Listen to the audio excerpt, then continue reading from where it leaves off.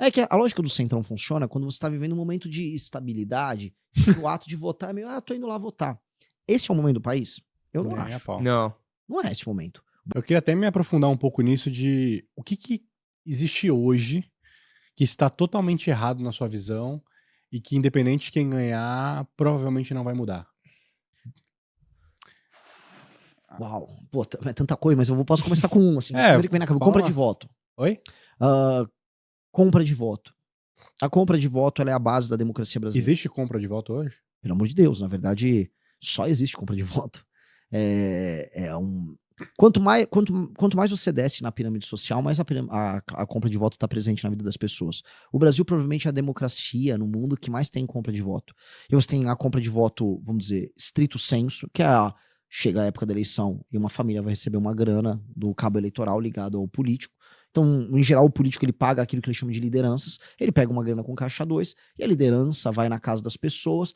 Quantos votos vou trazer aqui? Pô, tem minha família toda, umas 7 pessoas. Vou dar aqui então, R$600, leva a volta a família inteira. Às vezes R$1.000, dependendo da eleição, especialmente eleição de vereador. Isso é a compra de voto estrito sensu. Ela acontece muito em cidade pequena e muito em cidade pobre. Muito. Em geral, em cidade pequena e pobre, cidades, por exemplo, do Nordeste, as pessoas empregadas na prefeitura, elas fazem esse trabalho de cooptação e compra da galera. Beleza, isso é a coisa 1. A coisa número 2 é a compra de voto, aí eu falo mais lato sensu, né, no espírito mais aberto, que ela acontece ao longo dos anos, que funciona assim. Você elege um vereador, eventualmente você vendeu o teu voto pro vereador. Aí furou o pneu da tua Kombi. Aí você vai no vereador, furou o pneu da Kombi, o vereador vai ver o pneu da Kombi pra você. Olha, eu tô de mudança, eu preciso arrumar um carreto. O vereador vai arrumar o carreto. Olha, quebrou o telhado da minha casa, ele vai arrumar o telhado da tua casa. Aí de onde vem o dinheiro que esse cara fica resolvendo as coisas? É aí que a gente começa a entender o mecanismo da corrupção no Brasil. O mecanismo da corrupção não é só um político grandão que tá ele próprio, vamos dizer, precisando roubar, botar o dinheiro no bolso. Lógico que isso acontece. Só que existe uma estrutura toda. No fim do dia, esse político grandão, vamos supor, um deputado federal, que tá envolvido no escândalo do INSS. Esse cara, ele tem uns 20 prefeitos ligados a ele no interior, ou 15, o número varia. E esses caras têm outros tantos vereadores. O dinheiro tem que fluir do topo para a base. Então tem que ter uma empreiteira ligada a esse deputado que vai operacionalizar a emenda dele com o prefeito daquela cidade e um pedaço, a reserva técnica, vai ser separado ali como superfaturamento. E aí você vai pegar isso em cash e aí você toca com a sua base. Aí chega pro vereador, você tem 200 conto aí para gastar, ou o próprio vereador participa de um contrato com a prefeitura. E aí cada um cria o que eles chamam de estrutura, que é essa estrutura de atendimento aos eleitores nas cidades, que acontece ao longo dos anos, é um processo. Você tá na base do prefeito, ajuda isso. Isto é a base da democracia brasileira. E isso, a não ser que entre alguém, no caso, eu tô propondo isso, que criminalize muito tudo isso, isso vai continuar distorcendo totalmente o sistema político brasileiro. De modo que aquilo que a gente chama de centrão continue mandando na gente para sempre. E de modo a você ter um país em que metade dele é não funcional. Metade do Brasil não funciona, vamos ser sinceros. Metade do Brasil, ele vive do dinheiro extraído de outra metade do Brasil. E ele pouco trabalha, as cidades são CNPJs para ficar operando emenda. E você tem clãs, né, grupos familiares que ficam disputando ali e ganhando dinheiro com esse jogo. É basicamente isso. Isso é um jogo que custa centenas de bilhões por ano. Se a gente olha direitinho o custo, põe no papel, o valor é assustador. E esse é um jogo que precisa acabar. Acho que essa seria a grande reforma a se fazer. Agora, se eu não ganhar, esse assunto nem sequer é mencionado pelos outros candidatos. Esse assunto sequer existe. Não é uma preocupação para eles. Agora, não existe nenhuma reforma política que não passe por resolver isso que eu tô falando aqui. Cara, É real. Que outro absurdo, assim, que tem hoje? Eu quero saber essas coisas, é curioso. Mas tem muito, né? A gente tá no Brasil, dá pra gente fazer um programa inteiro só disso. 100 absurdos do Brasil. Eu contei 2, eu posso amarrar, vou fazer uma coisa legal, vou amarrar uma coisa na outra, né? O político influencer e o político comprador de voto, né? Quando a gente surgiu lá em 2015, 2016, a gente falou, cara, a gente tem que entrar na política usando as redes sociais pra colocar gente nova, sangue bom na política. Ledo engano, inocentes, né? Primeiro, o que aconteceu? Ora, se você usa a rede social como uma ferramenta, outros vão usar e todo mundo... E você tem limites. No começo tinha limite, vamos fazer um negócio sério e tal. Só que alguém cruza o limite e todo mundo vai alargando o limite, levando pro absurdo. Até o ponto da gente ter, por exemplo, sei lá, teve nele... A Janela Pascoal fazia campanha para um candidato chamado Coringa Reaça nas eleições de 2022, que era basicamente o Coringa do Batman, que eles iam ser reaça. São figuras patéticas da direita que foram levando o discurso apenas para aquilo que é viral e atende o desejo das pessoas de entretenimento nas redes sociais. Isso virou um problemão. Até que o Centrão, o mesmo que faz essa operação de grana, falou, e se eu também gravar esses vídeos idiotas? E aí surgiu o prefeito de Recife, o João Campos, o Manga, o próprio Topázio lá de Florianópolis, que é o prefeito do Centrão pop nas redes sociais. Que é uma mistura de... O Manga é famoso. Manga colossalmente famoso. E assim, o Manga é um ladrão que desviava a grana da saúde através da igreja da esposa. A gente olha isso aqui e fala, cara, é tudo errado. O cara desvia a grana da saúde através de uma igreja. Esse cara, né, tem que ir muito pro inferno, assim, não há o que dizer. Esse cara é um canalha. Mas ele nem liga. Ele continua fazendo os vídeos dele de humor e as pessoas defendem ele. Porque o entretenimento fala mais alto do que isso. Então, no fim, olha a volta que as coisas deram. As redes sociais se tornaram um instrumento daquele próprio sistema que eu estava descrevendo, de manutenção dele no poder. E aí volto pro começo do podcast. A cena do Flávio Bolsonaro, nem sei se dava pra botar isso na edição, dançando num evento lá no Nordeste. O que ele tá fazendo com isso? Ele tá fazendo Manga. Ele tá fazendo João Campos. Ele tá entendendo, pra eu pegar esse eleitor despolitizado, é dançar, é meio boçal. Isso vem com preço. Isso vem com preço. Você não vai alterar o jogo como ele é. Você nunca vai ter uma reforma fiscal concreta, sabe? Pra gente ter aquele Brasil que a gente fala, fiscalmente responsável, sem usar a marretada da taxa de juros cair de maneira concreta lá pra baixo, curva de dívida resolvida, a gente só focar em gente competitiva. Você não vai ter isso se aquele outro assunto não for resolvido. Mas ninguém quer olhar pra esse outro assunto. Esse outro assunto, todo mundo finge que não existe. E aí ficam com aquela coisa tipo, não, mas o Kassab tem um plano. O Kassab é literalmente isso. O Kassab literalmente é o cara que tem o maior número de prefeitos no Brasil, e os prefeitos do Kassab vivem disso. Então, o sistema é foda, parceiro do Tropa de Elite, esse é o sistema.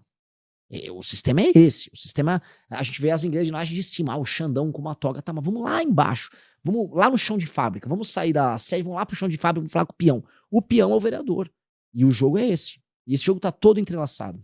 Agora, dá pra ser... Vocês vêm com uma proposta nova aí no Missão. Dá pra entrar nesse jogo sem ser engolido pelo sistema? É verdade, porque o pessoal fala que Ainda mais batendo aí na família Bolsonaro, né, cara? Porque a galera fala que todo mundo começa honesto e o sistema te engole. Olha, Ou assim, não deixa você progredir. A gente tem 11 anos de vida. Estamos indo pro 12º ano. A gente não tem nenhum escândalo de corrupção, a gente já teve, vamos dizer, a sedução já passou na frente, todas as tentações, né? A tentação mais fácil era, e se a gente virar bolsonarista mesmo? E se a gente só... Esse seria um caminho... mais fácil. O Arthur Duval teria 20 milhões de seguidores no Instagram. Seria um caminho promissor. É altamente popular, ele é o melhor debatedor que eu conheço, é super corajoso. Se ele fosse bolsonarista, o Arthur teria 20 milhões de seguidores. Tranquilamente. O Arthur é muito mais talentoso que o Nicolas. O Kim seria gigantesco. O Kim já estaria concorrendo para ganhar a eleição do governo em São Paulo tranquilamente. Por quê? Porque é fácil. Essa já é a primeira tentação, que é a tentação da fama e do caminho fácil que a gente resistiu. Outras tentações que a gente poderia ter no caminho, a tentação da roubalheira, ou a tentação de aceitar um jogo fácil. Não aceitamos. É da nossa natureza. A gente não mudar quem nós somos. A gente tem que permanecer sendo essencialmente a mesma pessoa, com os mesmos gostos, frequentando os mesmos lugares. Sabe? Nunca seja o cara que abandona os restaurantes que você come, que ouve as músicas que você ouve. A partir do momento que você tenta ser outra coisa, aí além de ficar brega e desajeitado, né, o vorcaro da vida, né, aquela coisa meio ridícula, você começa a ter que ficar competindo com os outros entes políticos pela grana. E existe isso. Um político, quando mostra pro outro que tem grana, ele tá passando um sinal de sucesso. Que é hoje igual ter uns seguidores em rede social. E aí um político honesto, ele se sente meio loser, ele se sente meio patético em ser honesto. Isso é uma coisa muito verdadeira. Nas conversas com os políticos é assim. E você tem que se manter resoluto. Então nós nos mantivemos isso. Isso não me faz ter medo. E aí eu te respondendo sobre isso. Nós montamos um partido político. Nós não temos nenhuma pretensão em ficar fora do sistema. Se a gente montou um partido é para entrar no sistema. E aí alterá-lo. Mais do que somos alterados por ele. Então a gente vai ter que entrar lá e alterar. O que a gente tá deixando claro é a gente como se fosse sabe quando o Elon Musk ele fez o Tesla e aí ele abriu o projeto para todo mundo. Ele deixa o projeto aberto. Quer montar um carro elétrico? Tá aqui o projeto. Pode ver. É uma coisa assim, é meio open source mesmo. Ó, eu tô avisando, ó, eu vou entrar, eu vou fazer o combate ao crime assim, assim, assado, eu vou fazer uma reforma fiscal assim, assim, assado, uma reforma de competitividade assim, assim, assado, e o que eu quero, vocês querem mudar o Brasil? Aí eu vou entrar nesse assunto que eu tava falando com vocês. Eu preciso destruir o modelo do sistema político brasileiro. Isso precisa ser completamente alterado. Senão o Nordeste para sempre será pobre. O Nordeste para sempre... Você, que mora em São Paulo, vai para sempre ter que pagar a conta de um prefeito no Nordeste. Você quer pagar menos impostos em São Paulo? Eu vou precisar resolver isso para resolver o Nordeste e eles gerarem receita lá. Senão não vai resolver. Não vai ter jeito. O catarinense tá muito bravo que o cara do Maranhão tá migrando pra lá. E vai migrar mais. A não ser que a gente resolva isso. Não será com o Flávio Bolsonaro, do Centrão, aliado desses mesmos caras que vai resolver. Quer resolver o problema? Então, assim, eu vou acumular capital político destruindo o crime organizado no Brasil, passando a maior reforma fiscal que o Brasil já teve e passar uma reforma de competitividade. De resto, um mandato meu, eu vou fazer uma reforma administrativa e política, eu vou queimar todo o meu capital político, que não me elejam nunca mais para nada. Mas se eu fizer isso, o sistema de incentivos da política brasileira se altera completamente. E aí a gente começa a alterar o sistema. E aí pra você falar, pô, mas eu acho isso impossível. Já teve gente que fez. Cara, o Fernando Henrique passou a lei de responsabilidade fiscal, botava na cadeia, em última instância, prefeito que não cumpria metas fiscais básicas. Imagina, você colocar na cadeia um prefeito que era caloteiro. A maior parte dos prefeitos até o final dos anos 90 eram caloteiros. A lógica de um prefeito era não pagar o salário dos funcionários públicos. Isso passou a mudar completamente com a lei de responsabilidade fiscal desde que passou. O Fernando Henrique passou, vamos dizer, reformas e privatizações gigantescas no governo dele, sendo ele próprio um cara que não era popular. Então, se ele conseguiu naquela época, por que a gente... é tão impossível. O Lula, se quisesse, no primeiro decênio ali, entre 2002 a 2010, vamos colocar, ele teria passado. É que ele não queria. O Lula nunca quis passar uma agenda previdenciária decente, uma reforma trabalhista, pelo contrário, ele queria piorar essa situação. Ele trabalhou para piorar de maneira clara, mas ele teria conseguido. E eu acho que a gente tem que ter um governo que vai chegar lá e vai fazer as reformas que precisam. Nem eu vou me reeleger, eu vou fazer isso e vou picar a mula, tá? Mas alguém precisa fazer. O problema é que falar dessas reformas, é isso que eu acho que é um... É um presente impopular. Não, é isso que eu me sinto às vezes num beco sem saída, porque você falar dessas reformas, por exemplo, num possível debate de TV, eles são conversas difíceis do tio do Zap às vezes entender, da Dona Maria entender, e aí ela fica, pô, isso aí eu não tô entendendo nada. Mas os caras dançando, os caras brigando aqui, isso aí eu entendo bem. E aí nós vamos por aqui. Isso funciona, assim, a lógica do Centrão funciona. Eu me sinto meio perdido, cara, com isso, entendeu? É que a lógica do Centrão funciona quando você tá vivendo um momento de estabilidade, e o ato de votar é meio, tô indo lá votar. Esse é o momento do país? Eu não acho. Não. Não é esse momento. O Brasil tá num momento, vamos dizer, pivotal pra qualquer coisa. Inclusive pra degringolar. O Brasil tá passando uma crise fiscal horrenda, ninguém tá falando da crise fiscal. A crise política, a crise de insegurança jurídica é monumental. O Brasil tá vendo os Estados Unidos, assim, tem gente que comemora, os Estados Unidos agora tá olhando pra América Latina. Gente, isso é um horror. Isso é horrível. O Brasil vai perder qualquer chance que ele tem de ser a nação mais poderosa do nosso continente aqui. Qualquer chance. Os Estados Unidos... O cara vai sentar em cima da gente. Lógico. E alguém acha que o Trump é amiguinho nosso. O Trump é amiguinho nem da Ivanka, nem da Melania. O Trump é amigo do Trump. E a gente pode ser, se for bom pra ele, um aliado. O Brasil tá numa situação horrenda. Tá vindo aí, vocês são pessoas inteligentes, tá vindo aí as automações, tá vindo tudo aquilo que envolve machine learning, inteligência artificial. Agora, as empresas dos Estados Unidos, a Amazon tá demitindo, tá todo mundo começando as demissões, porque começou, né? Sim. Começou o corte de material humano simplesmente porque a inteligência artificial vai demitir geral. A classe média no Brasil pode ser varrida do mapa. Varrida do mapa. Que Brasil é esse que tá vindo? Ninguém tem nem ideia. Mas as pessoas estão sentindo que tem algo de errado. Definitivamente não é dançando que você vai resolver. E não só dançando não resolve. O Flávio dança porque o que resta a ele é dançar. Ele não tem nenhuma proposta, ele não acredita na proposta. Vocês são de mercado, se souberam da participação dele no BTG, num evento que teve acho que uns 2 meses atrás, foi um desastre. Pediram pra ele falar o que você tem de proposta? A gente vai cortar aí as coisas. Cortar o quê? Fazer uma tesourada. Não, mas o que mais? Fazer uns cortes, a gente sabe o que vai fazer. Eu tive com o Guedes. Sabe, o cara não tem nenhum plano. Não tem essencialmente uma ideia do que fazer, do que precisa ser tocado. Uhum. Eu tenho uma PEC que já foi protocolada pelo Kim. A reforma fiscal nossa não é um papo. É tipo uma PEC, já tá lá, a gente já tá recolhendo a assinatura. A pessoa pode entrar no sistema da Câmara dos Deputados e pegar lá a PEC inteira. Eu acho, como o Milei conseguiu, nós podemos conseguir. As pessoas entendem as coisas em termos simbólicos. Tudo que é reduzido aos mais simples, ela é reduzida a um termo simbólico. Quando o cara dança, ele tá mostrando que ele é uma pessoa leve e legal e feliz e ele quer que a pessoa curta aquele momento com ela. Que é isso, os caras. Curte o momento e finge que não tá nada acontecendo. O Lula, sou o provedor, estou te dando uma picanha cerveja porque você liga a picanha cerveja a uma emoção de um domingo feliz com Sim. amigos e família. Então você vai voltar a ter momentos em domingo família feliz porque eu vou prover. Você vai pra viver vocês. isso todo dia. Todo dia. Churrasco Exato. todo dia. E aí ele pega um gatilho emocional que a pessoa lembra. Tipo, picanha.